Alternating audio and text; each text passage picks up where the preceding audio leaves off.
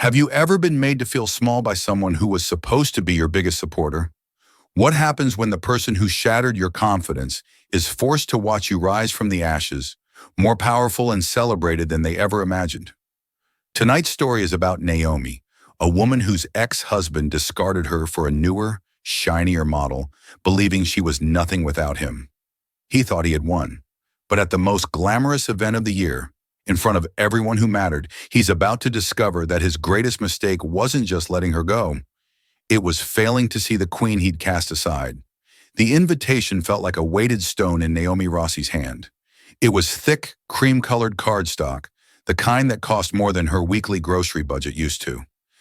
The calligraphy was a deep, shimmering gold, spelling out an event that was the crown jewel of New York City's social calendar: the Starlight Gala at the Metropolitan Museum of Art. For most, this was a dream ticket. For Naomi, it was a summons to face the ghost she had spent the last 2 years trying to exorcise. Her small floral design studio in Greenwich Village was a world away from the Met Gala's opulence. It was her sanctuary, a fragrant chaos of eucalyptus, ranunculus, and half-finished sketches. This was where she had rebuilt herself, petal by petal. After her divorce from Ethan Hayes, she had been left with little more than a shattered sense of self-worth, and his parting words echoing in her ears. "You're a sweet girl, Bella, but you lack ambition. You're happy in the background. You need someone like me to matter." He had been wrong, terribly, painfully wrong. It turned out she didn't need him to matter. She needed to be without him to find out who she was. The woman who arranged flowers for their dinner parties, who ghost-wrote his charming speeches, who put her own art degree on a shelf to support his burgeoning finance career. That woman was a faded photograph. The Naomi who stood here today was different. She was the owner of Petale, a boutique studio gaining a cult following for its avant-garde floral installations that blurred the line between nature and sculpture. Still, the invitation sent a tremor of the old fear through her. She knew Ethan would be there. He lived for these events, a stage on which to perform his success. And he would have his new wife, Tiffany, clinging to his arm. Tiffany Sterling, a woman who was everything Naomi wasn't: polished, ruthless, and born into a family whose name was etched onto the very buildings that hosted events like this. "You're going!" Naomi jumped, nearly knocking over a vase of delicate sweet peas. Her best friend and part-time assistant, Chloe, stood in the doorway, a knowing smirk on her face. "Absolutely not," Naomi said, tossing the invitation onto her cluttered work table. "Can you imagine? I'd have to watch Tiffany parade around in a $1 million gown while Ethan looks at me with that pitying little smile he perfected. No, thank you. I'd rather deep clean the walk-in cooler." Chloe plucked the invitation from the mess. "Naomi Rossi, the Starlight Gala. This isn't a request. It's a command from the universe. Besides," she added, her eyes twinkling, "it's not just any invitation, is it? It's a GOH pass. Guest of honor." Chloe was right. This wasn't a standard ticket she'd bought or been gifted. It was different. A few months ago, she'd received a cryptic commission through an art curator. A private, anonymous benefactor wanted a series of centerpiece installations for a major gala. The theme was ephemeral beauty. The budget was staggering. The instructions were to let her creativity run wild. She'd poured her soul into it, creating living sculptures of cascading orchids and rare, night-blooming cereus, all woven into delicate wireframes that seemed to defy gravity. She had delivered them to the museum that morning, never meeting the mysterious client. This pass was her thank you. "It doesn't matter," Naomi insisted, her voice small. "I don't belong there anymore." "Anymore?" Chloe scoffed, stepping over a bucket of delphiniums. "You never went as you. You went as Ethan Hayes' quiet, agreeable wife, the one who was told her dress was a little much, or that her opinions on art were quaint. You went as an accessory. This time you're going as the featured artist, the talent, the woman who made the entire place beautiful." Naomi looked around her studio. Her hands, stained with chlorophyll and marked with tiny scratches from rose thorns, were the hands of a creator. Ethan had always hated them, pushing her to get manicures to cover up the evidence of her hobby. He'd called her floral work a hobby, something to keep her busy, while he did the important work of making money. He never saw the complex structural engineering in her designs, the deep understanding of color theory, the sheer artistry it took to make something so beautiful. The memory of one particularly cruel night surfaced. She had been ecstatic after a local gallery offered to display one of her early pieces. When she told Ethan, he'd barely looked up from his phone. "That's nice, honey," he'd said, a dismissive wave in his voice. "Just make sure it doesn't interfere with the Henderson dinner party on Friday. I need you to be on your game." She had quietly canceled the gallery show. A surge of anger, hot and clean, burned away some of the fear. Chloe was right. Why was she still letting his voice dictate her life? He was a phantom limb, an ache where something had been amputated. It was time for the ache to stop. "What would I even wear?" she asked, the question a fragile white flag of surrender. Chloe's grin was predatory. "Oh, honey, we're not just going. We're going to make an entrance. We're going to remind that man and the entire city what a masterpiece he was too blind to see." Over the next 2 days, the studio transformed into a war room. Chloe was a brilliant general, marshaling their limited resources. Naomi didn't have a Tiffany Sterling budget, but she had something better: creativity. She pulled out a simple, floor-length silk gown in a deep midnight blue she'd bought from a consignment shop years ago, but never had the courage to wear.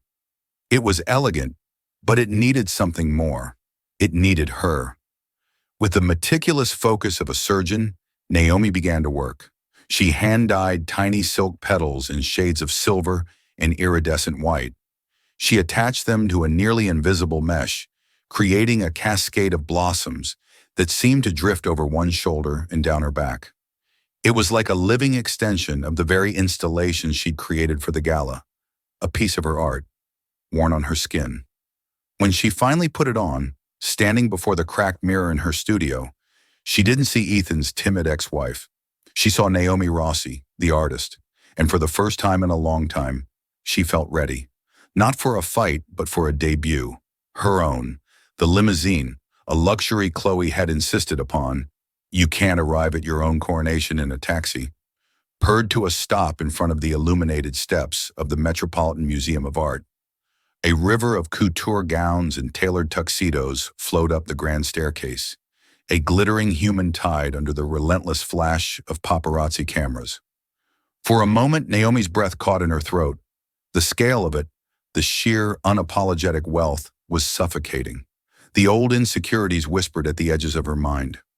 "You don't belong here. They can all see you're a fraud." She felt Chloe's hand on her arm, a small, grounding pressure. "Your art is in there," Chloe whispered fiercely. "You belong here more than any of them." Taking a deep breath, Naomi stepped out of the car. The cool night air hit her bare shoulders. She ignored the photographers, their lenses like 100 hungry eyes, and focused on the top of the steps. She moved with a grace she didn't know she possessed, the silk of her gown whispering against the pavement. The handcrafted floral applique on her shoulder caught the light, shimmering like captured moonlight. And a few of the photographers, noticing something unique, turned their cameras on her. Inside, the great hall was breathtaking. It was a forest of human artistry and her own. Her installations were everywhere. They rose from the centers of tables, great sculptural bursts of white and green. They cascaded from balconies, delicate tendrils of jasmine and orchid that perfumed the air. People were gathered around them, murmuring in appreciation, taking photos. A wave of profound, dizzying pride washed over Naomi. They were looking at her soul, and they thought it was beautiful. She was so absorbed in the sight that she didn't notice them until they were right in front of her. "Well, well, look what the cat dragged in." The voice was like fingernails on a chalkboard. "Ethan." He stood there, impeccably dressed in a Tom Ford tuxedo, looking every bit the master of the universe he believed himself to be. And beside him, practically fused to his arm, was Tiffany. She was draped in a garish, bright red gown covered in sequins that seemed to scream for attention. Her blonde hair was pulled back in a severe tight bun, and her lips were painted the same aggressive red as her dress. "Ethan, Tiffany," Naomi said, her voice even and calm. She was surprised at her own composure. Ethan's eyes swept over her, a flicker of something unreadable. Surprise? Annoyance? Before his signature smirk settled into place. I have to admit, Bella, I'm surprised to see you here. Did you cater the event? I hope they're paying you well for the flower arrangements. He gestured vaguely at one of her towering creations, the condescension dripping from his words. Tiffany let out a high, tinkling laugh that didn't reach her cold, calculating eyes. Oh, Ethan, be nice. She's trying. It's a cute little hobby. It must be so thrilling for you to see how the other half lives for a night. Her gaze raked over Naomi's dress, and her perfectly glossed lip curled slightly. Did you make that yourself? It's very crafty. Every word was a carefully aimed dart, designed to puncture her confidence and remind her of the place they believed she belonged. The old Naomi would have shrunk. She would have mumbled an apology and fled. But as she stood there, surrounded by the tangible proof of her talent and hard work, their words felt hollow. They were firing at a ghost. I'm glad you like my work, Ethan, she said, looking directly at him. Her voice was quiet, but it cut through his smugness. And yes, Tiffany, I did design the dress. I find it so much more fulfilling to create something beautiful than to simply buy it. The barb hit its mark. Tiffany's smile tightened. She was a woman defined by labels and price tags. The idea of creating something from scratch was as alien to her as humility. Ethan, sensing his new wife's discomfort, stepped in to reassert his dominance. Don't get ahead of yourself, Bella. It's a party. Anyone can get a ticket if they know the right people. I suppose one of your little florist clients felt sorry for you and passed one along. He leaned in, his voice dropping to a conspiratorial whisper that was meant to be intimidating. Just a bit of friendly advice. Try not to look too out of place. People can smell new money, or in your case, no money. He was trying to reset their old dynamic, to put her back in the box he'd built for her. She could feel the four walls of it, meek, talentless, dependent, and grateful for his scraps of attention. But the box was gone. She had torn it down herself. She gave him a serene smile. Thank you for the advice, Ethan. But I'm not worried. I'm exactly where I'm supposed to be. Before he could formulate another patronizing remark, a distinguished-looking older woman in a Chanel suit approached them. Her eyes were fixed on Naomi. Excuse me, the woman said, completely ignoring Ethan and Tiffany. You are Ms. Rossi, aren't you? The artist. Naomi's heart gave a little flutter. Yes, I am. Magnificent, the woman breathed, gesturing to the installation behind her. Absolutely magnificent. The way you've captured the fragility of the serious bloom, it's poetic. My husband and I are on the museum's acquisition board. We must talk later. She handed Naomi a business card and walked away, leaving a stunned silence in her wake. Naomi tucked the card into her small clutch, her hand trembling slightly. She risked a glance at Ethan. His smile was gone. His face was a mask of confusion and disbelief. Tiffany just looked furious, her sequined dress seeming to bristle with indignation. They had come to mock the caterer, only to find the guest of honor, and the night was just getting started. Daniel Chevalier moved through the gala like a phantom. He was one of the wealthiest men in the world, a tech visionary who had revolutionized data security before pivoting to art and philanthropy. But he possessed a quiet, unassuming presence that allowed him to blend into the background. He hated these events, the performative charity and the vacuous networking. But as the host and primary benefactor of the evening, his attendance was non-negotiable. He stood near the edge of the Temple of Dender, nursing a glass of scotch and observing the crowd. His gaze was sharp, analytical, missing nothing. He saw the subtle power plays, the false smiles, the desperate social climbing. It was a human ecosystem as predictable as it was tedious. His eyes, however, kept being drawn to the floral installations. They were extraordinary. Not just decorations, but living art.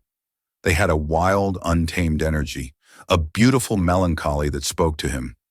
He'd known the artist's work from a small gallery show he'd stumbled upon a year ago, and when the gala committee needed something spectacular, he had given his curator one instruction: find her. He had remained an anonymous benefactor by choice, wanting the art to speak for itself without the weight of his name attached. Then he saw her, the artist herself. He recognized her from the portfolio his curator had shown him. Naomi Rossi. She was standing near the grand staircase, looking even more striking in person. She wore a midnight blue gown that flowed around her like water, but it was the cascade of silver and white petals over her shoulder that held his attention. She was wearing her art. It was a bold, confident statement. He watched as a preening man in a tuxedo and a woman in a blindingly red dress cornered her. Daniel recognized the man, Ethan Hayes, a mid-level finance drone with an ego that far outstripped his accomplishments. Daniel had sat through a pitch from him once and had dismissed him as an empty suit. He watched Hayes lean in, his body language dripping with condescension. He saw the woman in red rake her eyes over Ms. Rossi, her expression a mixture of pity and contempt. Daniel was intrigued. Most people in this room would have been intimidated, flustered by such a blatant social attack. But Naomi Rossi did not flinch. She stood her ground with a quiet, unshakable poise. There was a strength in her stillness that was far more powerful than their aggression. When the woman from the acquisition board approached and spoke to her, the look on Ethan Hayes' face was, to Daniel, exquisitely satisfying. He decided it was time to make an introduction. He made his way through the crowd, his movements deliberate and silent. As he approached, he could hear the tail end of their conversation. "Don't know who you think you fooled, Bella, but this is my world. You're just a tourist," Ethan was hissing, trying desperately to regain control of the situation. "Perhaps you should reevaluate your world then," a low voice said. Ethan and Tiffany turned, annoyed at the interruption. When they saw who it was, their jaws collectively dropped. Everyone in this room knew Daniel Chevalier. He was a legend, a recluse whose presence at any event guaranteed its success. Tiffany's hostile expression melted into one of saccharine awe. Ethan's face went pale. Daniel's attention, however, was focused solely on Naomi. "Ms. Rossi," he said, his voice a warm baritone. "I'm Daniel Chevalier. I've been hoping to have the chance to meet you tonight." Naomi was momentarily stunned into silence. She knew who he was, of course. He was the city's enigmatic benefactor, the man whose name was synonymous with innovation and immense wealth. She hadn't made the connection that he could be her anonymous patron. "Mr. Chevalier," she finally managed, a faint blush rising on her cheeks. "The honor's all mine." "Please, call me Daniel," he said, his eyes crinkling at the corners in a genuine smile. He gestured to the nearest installation. "Your work is even more breathtaking in person. You have a rare gift. You don't just arrange flowers, you give them a voice." Ethan, recovering from his shock, saw an opportunity. He puffed out his chest and stepped forward, extending a hand. "Daniel, Ethan Hayes. We met last year. Hayes Capital? It's great to see you again. I'm Naomi's ex-husband. I was just telling her how proud I am. I always nurtured her little artistic side." Daniel's gaze shifted to Ethan. It was a cold, dismissive look that lasted only a second, but it carried the weight of a guillotine. He completely ignored Ethan's outstretched hand and turned his full, undivided attention back to Naomi. "Nurtured?" Daniel asked softly, his eyebrow raising almost imperceptibly. "That's an interesting choice of words. From what I've seen, a talent like yours doesn't need nurturing. It needs to be set free." The implication was clear. He had seen the entire exchange. He knew exactly what Ethan was. Tiffany, sensing a catastrophic social misstep, tried to salvage the situation. She grabbed Ethan's arm, pulling his unshaken hand back. "Mr. Chevalier, I'm Tiffany Sterling. My father is Robert Sterling of Sterling Industries. We are such admirers of your philanthropic work." Daniel gave her a brief, polite nod before his warm gaze settled back on Naomi. "Ms. Rossi, would you do me the honor of walking me through your creations? I'd love to hear about your process." It wasn't a request, it was a rescue, a clear and public dismissal of the two people who had just tried to humiliate her.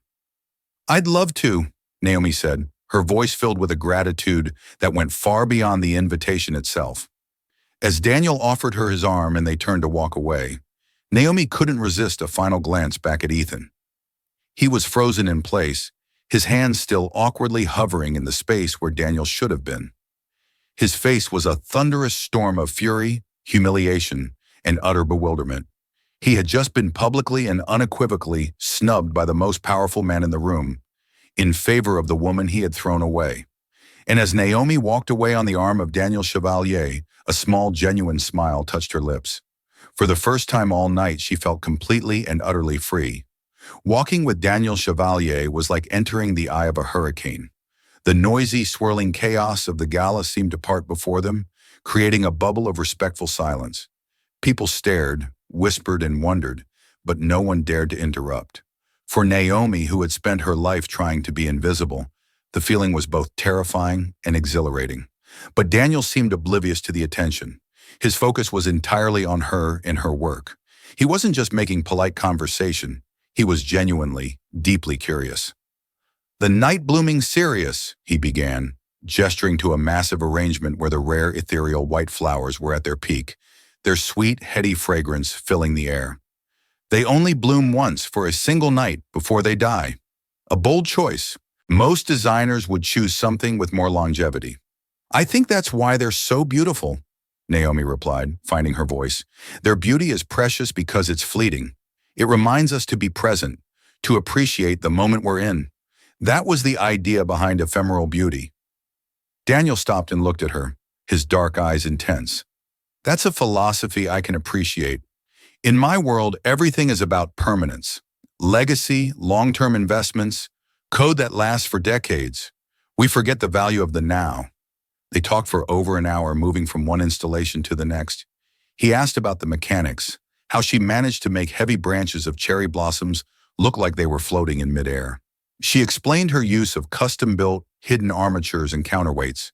He asked about her choice of color palettes, the subtle transition from pure white to soft greens and deep blues. She explained that it was meant to mimic the life cycle of a star, from its brilliant birth to its quiet fading. He listened not just with his ears, but with his whole being. He understood the artistry, the science, the poetry of what she did. He spoke her language. With Ethan, she had always been translating, simplifying, trying to explain her passion in terms he might value, like profit margins or social cachet. With Daniel, no translation was necessary. He just saw it. And he saw her. From across the room, Ethan watched them, a toxic cocktail of rage and jealousy churning in his stomach. "Who does she think she is?" Tiffany hissed beside him, her voice tight with fury. She had been trying to get the attention of a society columnist for the last 20 minutes, only to be ignored in favor of the spectacle of Naomi and Daniel. "And who does he think he is? Just ignoring us like that? My father could buy his little company 100 times over." "Don't be an idiot, Tiffany," Ethan snapped, his patience worn thin. "Your father couldn't afford the coffee maker in his office. That's Daniel Chevalier. He doesn't buy companies. He builds empires and lets them fail out of boredom." Ethan couldn't wrap his head around it. The scene played over and over in his mind. Daniel's dismissive gaze, Naomi's serene smile, the way they walked away together. It didn't make sense. Naomi was plain. She was quiet. She was the comfortable background wallpaper of his life, not the star of the show. Had he missed something so fundamental? The thought was terrifying, an assault on his own perception of himself as an astute judge of character and value. He watched her now, laughing at something Daniel said. She looked different. The timid, anxious woman he remembered was gone. In her place was this radiant, confident creature, holding the attention of a man who could have any woman in the world. A bitter, possessive anger rose in him. He had made her. He had taken her from her small town, brought her to New York, given her a life she could only have dreamed of. She owed her presence here in some convoluted way to him. And this was how she repaid him? By humiliating him? "He's probably just being polite," Tiffany said, trying to soothe her own bruised ego. "Or maybe she's this year's charity case. The rich love to discover a little project, someone to feel good about."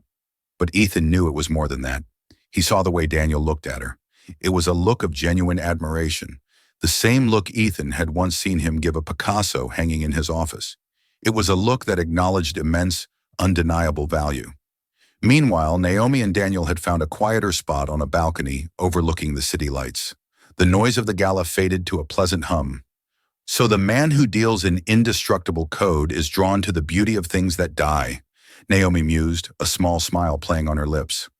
Perhaps, Daniel said, leaning against the balustrade, or perhaps I'm drawn to the Creator, the one who can see the universe in a flower that lives for only one night.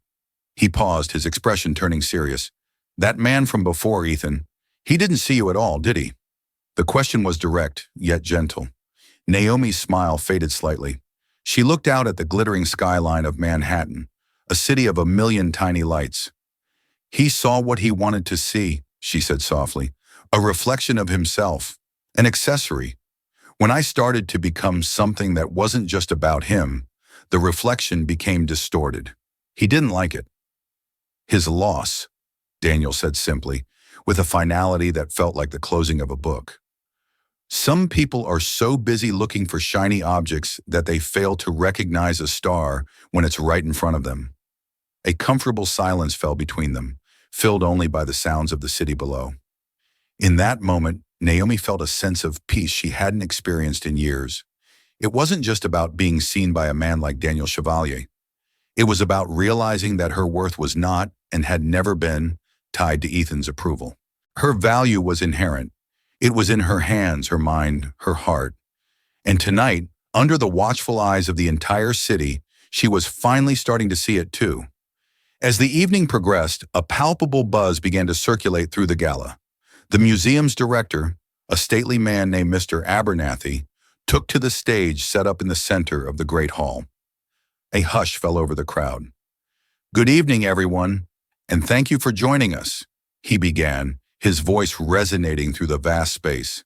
"Your generosity tonight will help us continue our mission to bring art and culture to the world. And speaking of art, we have a very special announcement to make." Naomi stood with Daniel near the back of the crowd. A nervous energy fluttered in her stomach. She knew her commission was for the gala, but she hadn't been told any more than that. Daniel gave her hand a slight, reassuring squeeze. Mr. Abernathy continued. "As many of you know, we are in the process of building the new Chevalier wing for contemporary sculpture, thanks to an unprecedented endowment from our host tonight, Mr. Daniel Chevalier." A round of applause broke out. Daniel gave a slight, almost imperceptible nod. Ethan and Tiffany, who had maneuvered their way to the front of the crowd to be seen, clapped enthusiastically, their faces masks of fawning admiration. "Tonight," Mr. Abernathy announced, his voice rising with excitement, "I am thrilled to unveil the very first commissioned piece for the new wing. A piece so unique, so innovative, that we decided it deserved a special preview. In fact, you have been surrounded by the artist's genius all evening." He gestured around the hall. A collective gasp went through the crowd as they looked at the floral installations with new eyes. They weren't just decorations. They were the main event. Ethan's clapping faltered. He and Tiffany exchanged a confused look. He'd assumed the flowers were from some big established event company. The idea that Naomi's hobby was the centerpiece of the entire evening seemed ludicrous. "The artist," Mr. Abernathy boomed, "has taken a medium often seen as mere decoration and elevated it to the highest form of sculpture. She explores themes of time, mortality, and transcendent beauty with a skill that our curators have called nothing short of visionary. It is my profound honor to introduce the creator of ephemeral beauty and the inaugural artist of the Chevalier wing, Ms. Naomi Rossi." A spotlight hit Naomi. For a terrifying second, she was blinded, frozen in the glare. The entire room of New York's elite turned to stare at her. Then Daniel started clapping, a slow, deliberate sound right beside her ear. Soon the entire hall erupted in thunderous applause. The blood drained from Ethan's face. His mouth hung open slightly. It felt as if the floor had dropped out from under him. Ms. Naomi Rossi, his Bella, the featured artist, the inaugural artist for the Chevalier wing, it was impossible. It was a category error, a glitch in the matrix of his perfectly ordered world. Tiffany was staring, her face a grotesque mask of shock and envy. Her perfectly painted red lips were pressed into a thin, white line. The woman she had dismissed as a crafty hobbyist, a social climbing nobody, was being celebrated, lauded by the very people whose approval Tiffany so desperately craved. The humiliation was a physical thing, hot and suffocating. Naomi, guided by a gentle nudge from Daniel, began to walk toward the stage. Her legs felt like they were moving through water. The faces in the crowd were a blur, but the applause was a physical wave of acceptance and admiration, washing over her, cleansing her of years of self-doubt. She reached the stage and shook Mr. Abernathy's hand. He beamed at her. "Naomi, your work is a triumph," he whispered. "Daniel was right about you." She turned to face the crowd, her heart pounding against her ribs. She scanned the sea of faces until she found them. Ethan and Tiffany. They were standing stock still, looking up at her. For the first time, she saw him not as the powerful, intimidating man who had defined her life, but as a small, bewildered man, utterly lost. The pitying smile he had always given her was gone, replaced by a raw, naked bewilderment. "Thank you," Naomi said into the microphone, her voice trembling only slightly. "Thank you, Mr. Abernathy and the museum board. And thank you to the benefactor who gave me this incredible opportunity, who trusted me with this vision." Her eyes found Daniel's in the crowd, and she gave him a small, grateful smile. "I've always believed," she continued, gaining confidence with every word, "that there is immense power and beauty in things that are fragile, in things that we are told are temporary or unimportant. True art isn't about what lasts forever. It's about what moves us, right here, right now. Thank you." Another wave of applause washed over her. It was a validation so profound it brought tears to her eyes. She had done it, not to spite Ethan, not to prove him wrong, but for herself. She had taken her passion, the thing he had belittled and dismissed, and she had turned it into something no one could ignore. She had made her mark, not with a permanent name on a building, but with a moment of breathtaking, ephemeral beauty. And in doing so, she had become permanent. The applause eventually subsided, but the shock waves from the announcement continued to ripple through the gala. Naomi was immediately swarmed by well-wishers, collectors, and gallery owners, all pressing their business cards into her hand. Daniel remained quietly by her side, a protective, grounding presence that kept the crowd from becoming overwhelming. Ethan and Tiffany had been swept to the side, rendered irrelevant. They stood in stunned silence, watching the woman they had mocked become the center of the universe. The rage finally broke through Ethan's shock. This was a personal affront, a public castration. She had orchestrated this entire night just to humiliate him. It was the only explanation his narcissistic mind could conjure. "I'm going to talk to her," he snarled, pushing past a waiter. "Ethan, don't!" Tiffany hissed, grabbing his arm. "You'll make a scene." "I don't care," he shot back, shaking her off. "She owes me an explanation." He bulldozed his way through the crowd until he reached the small circle surrounding Naomi. excuse me," he said, his voice loud and abrasive. The circle parted, and he found himself face to face with his ex-wife. "Bella, a word," he demanded, not asked. The well-wishers awkwardly melted away, sensing the impending drama. Daniel's expression hardened, but he remained silent, letting Naomi handle it. "There's nothing left to say, Ethan," Naomi said, her voice calm and level. "Oh, I think there is," he sneered, his voice low and venomous. "This is quite a performance. I have to hand it to you. Seducing Daniel Chevalier to get a commission? It's more ambitious than I ever gave you credit for. How much did you have to pay, or who did you have to pay, to get Abernathy to say all that?" The accusation was so vile, so steeped in his own transactional view of the world, that Naomi almost laughed. The man standing before her was a stranger. "You still don't get it, do you?" she said, a sad sort of pity in her eyes.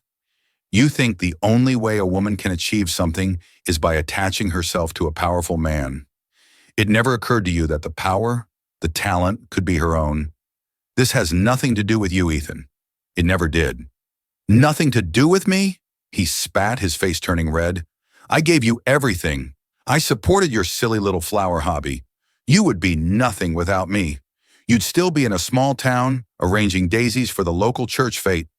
And you'd still be a mid-level analyst, using my ideas to get ahead," she retorted, the words sharp and clean.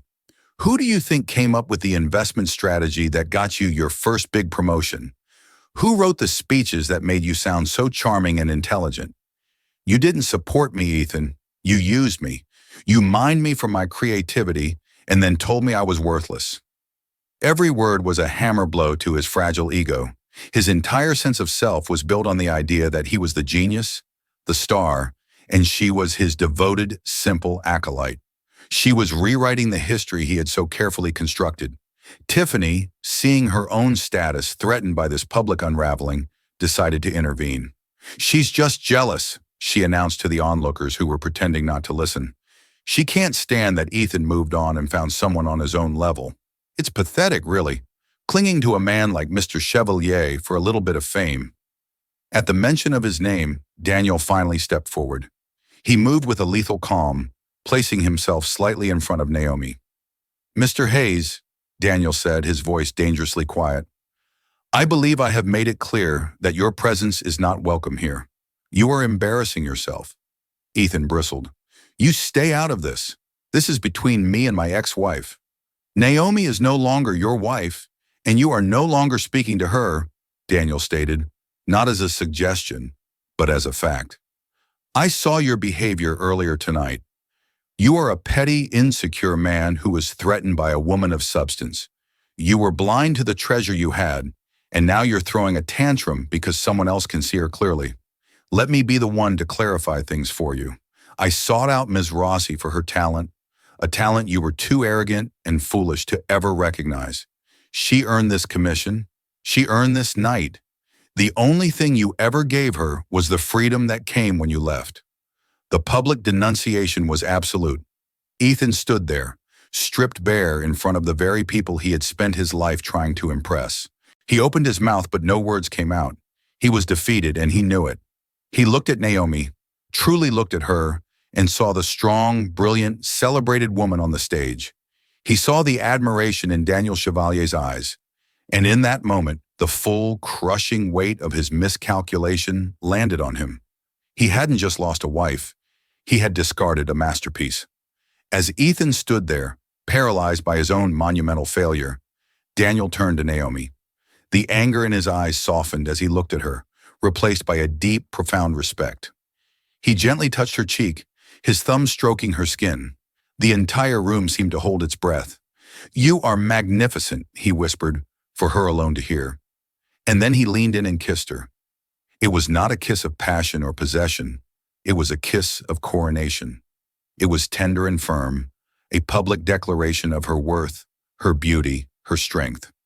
It was a seal on the evening, a final, undeniable statement. Ethan froze.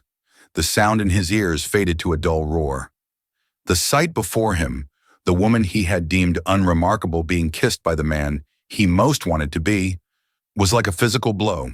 It was the end point of all his choices, the grand, humiliating finale to the story of his success. His new wife, his status, his wealth, it all turned to ash in his mouth. He had played the game and lost in the most spectacular way possible, because he had never even understood what the prize was. He just stood there, a hollow man in a Tom Ford suit, utterly and completely frozen. The kiss ended, but the moment lingered, suspended in the silent, charged air of the great hall. The ambient chatter of the gala, which had ceased entirely, returned not as a roar, but as a cascade of hushed, feverish whispers. For Naomi, the sound was a distant echo, drowned out by the steady, powerful rhythm of her own heart. Her cheeks were flushed, but it wasn't from embarrassment. It was the warmth of vindication, a heat that radiated from her core. When she looked into Daniel's dark eyes, she saw none of the triumph of a conqueror, only a deep, profound, and unwavering respect. It was in that gaze that she knew the entire evening, the confrontation, and even the kiss, had been about celebrating her, not shaming Ethan. Without a word, a silent understanding passing between them, he took her hand. His fingers laced through hers, a gesture that felt less like a claim and more like an anchor. "I think it's time we left," he said, his voice a low, calm murmur meant only for her. She nodded, a sense of closure so complete it was almost dizzying washing over her. The Naomi who had arrived hours earlier, trembling with anxiety, would never have had the strength to walk through this room with her head held high. But the woman who left on Daniel Chevalier's arm was different. As they moved toward the grand entrance, the sea of New York's elite parted for them once more. Naomi did not look for Ethan or Tiffany in the crowd. She felt no need to witness their humiliation. They were figures from a past life, ghosts at a feast to which they were no longer invited. Her focus was on the solid warmth of Daniel's hand and the path forward. The crisp night air was a welcome shock to her senses as they emerged from the museum. The frenzy of the paparazzi had intensified tenfold. A wall of blinding flashes erupted, and a cacophony of questions assaulted them from all sides. "Mr. Chevalier, is this an official announcement? Ms. Rossi, how does it feel to be the art world's new star? Are you two a couple?" Daniel moved seamlessly, his body creating a subtle protective shield for her without ever appearing aggressive. He guided her toward a sleek, black Maybach waiting at the curb, the driver holding the door open. As they settled into the plush, cream-colored leather of the interior, the heavy door swung shut, and the chaotic world outside was instantly silenced, replaced by a serene, insulated quiet.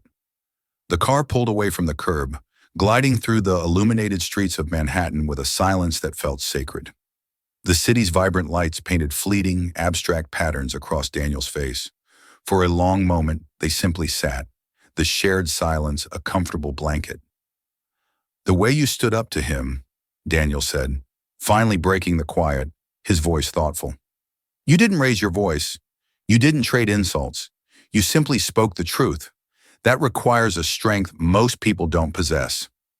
Naomi turned to look at him, at the man who had seen through all her defenses to the core of who she was. "For a very long time, I didn't think I possessed it either," she confessed, her voice soft. "I'm better than all right," she added, the truth of the words settling deep within her. "I feel clear.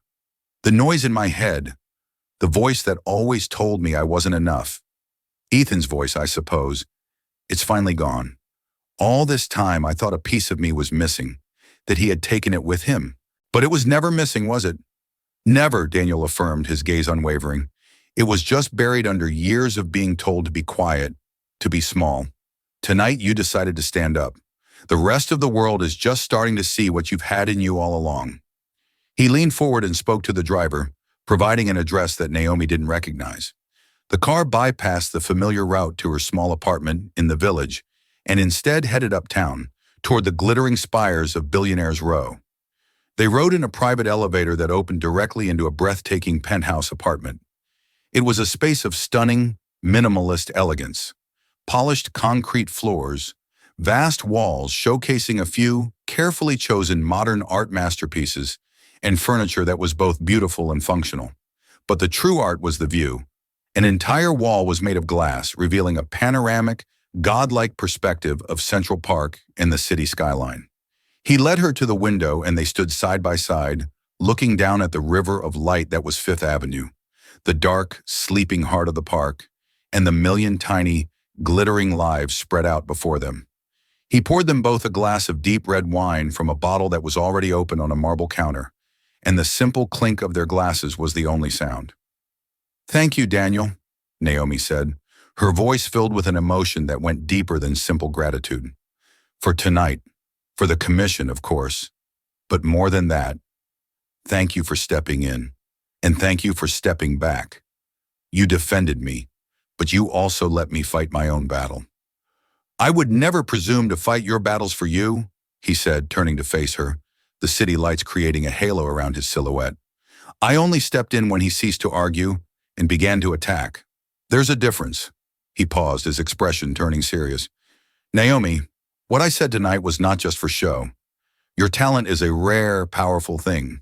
This commission for the gala, it was a test in a way. I wanted to see what you would create if given complete freedom, and you exceeded every possible expectation. This can't be a one-time thing."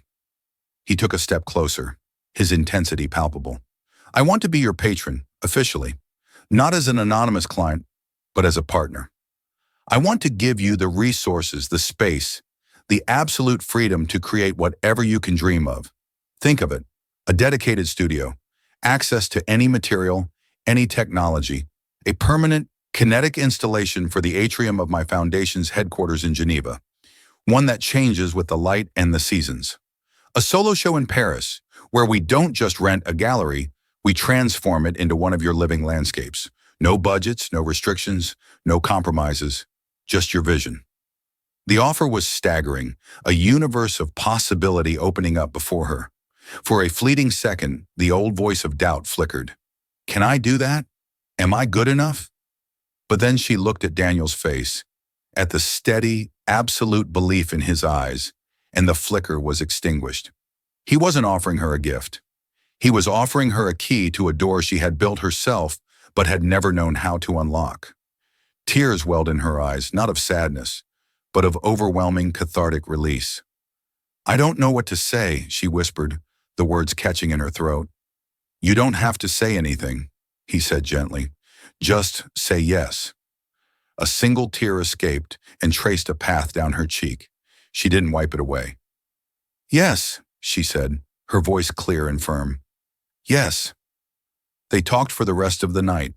As the hours melted away, they moved from the window to the comfortable sofas, the wine glasses forgotten.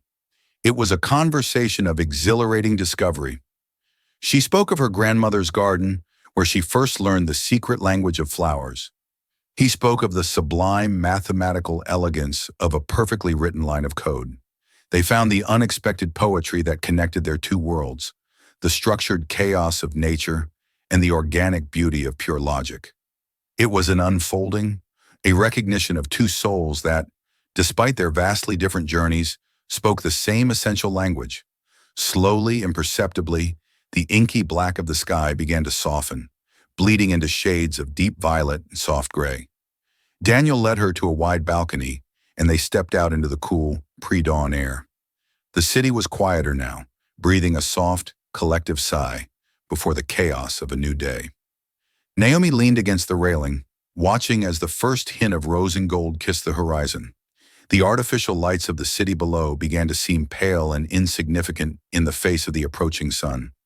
She was no longer just Naomi Rossi, the florist. She was not Ethan Hayes' ex-wife. She was an artist, a visionary, a woman who had walked through the fire of her past and had emerged not burned, but forged into something stronger and more brilliant. The ghost that had haunted her for so long was finally gone, banished by the undeniable light of a new sunrise. Her future was a vast, empty canvas, and for the first time, she held the brush, her hands steady and sure. Daniel came to stand beside her, not speaking, not touching her, but simply sharing the moment, a silent, steadfast partner as she looked out at her new world. That night wasn't just an ending to Naomi's painful past, it was a spectacular beginning. It's a powerful reminder that our worth is never determined by those who refuse to see it.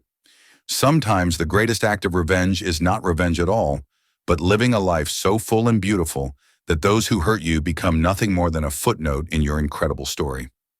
Naomi found her voice, her power, and her art, not by seeking validation from others, but by finally giving it to herself. Her story proves that the right person will never try to diminish your light. They'll hand you a match and help you set the whole world ablaze. If Naomi's journey from heartache to triumph resonated with you, please show your support. Hit that like button, share this story with someone who needs to be reminded of their own strength, and subscribe for more stories of karmic justice and empowerment. What did you think of Ethan's reaction? Let us know in the comments below.